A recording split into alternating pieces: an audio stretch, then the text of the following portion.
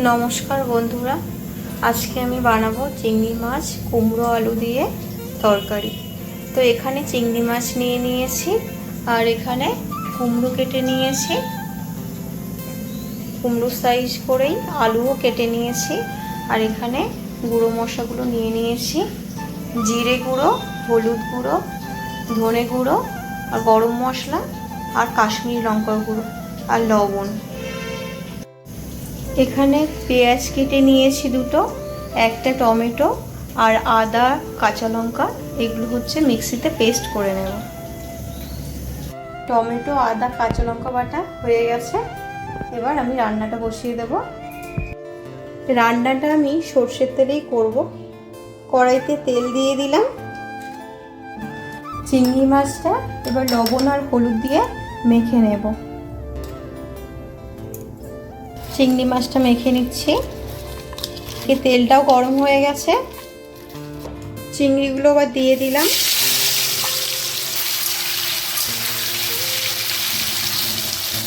চিংড়িগুলো ভাজা হয়ে গেছে, এবার তুলে নেব। খুব বেশি লাল লাল করে ভাজলাম না। এবার এই তেলের মধ্যেই আলুটা ভেজে নেব। একটু লবণ দিলাম। আলুটা ভাজার সময় আমি আর হলুদ দিলাম না। আলুটা ভাজা হয়ে গেছে, এবার আলুটা তুলে নেব। আলুগুলো তুলে নিলাম।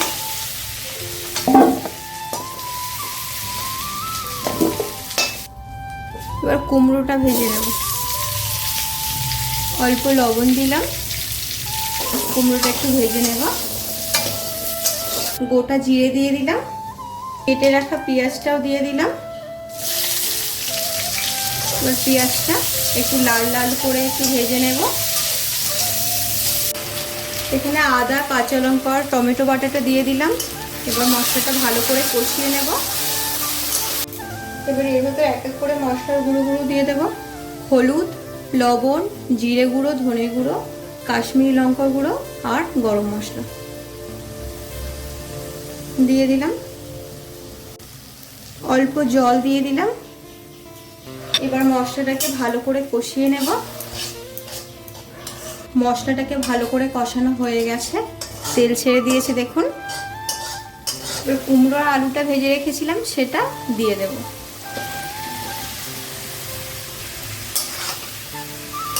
একসাথে আরেকটু কষিয়ে নেব। জল দিয়ে দেব।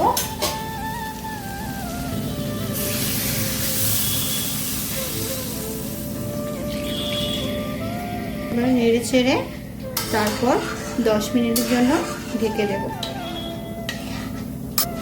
10 মিনিটের জন্য ঢেকে দিলাম।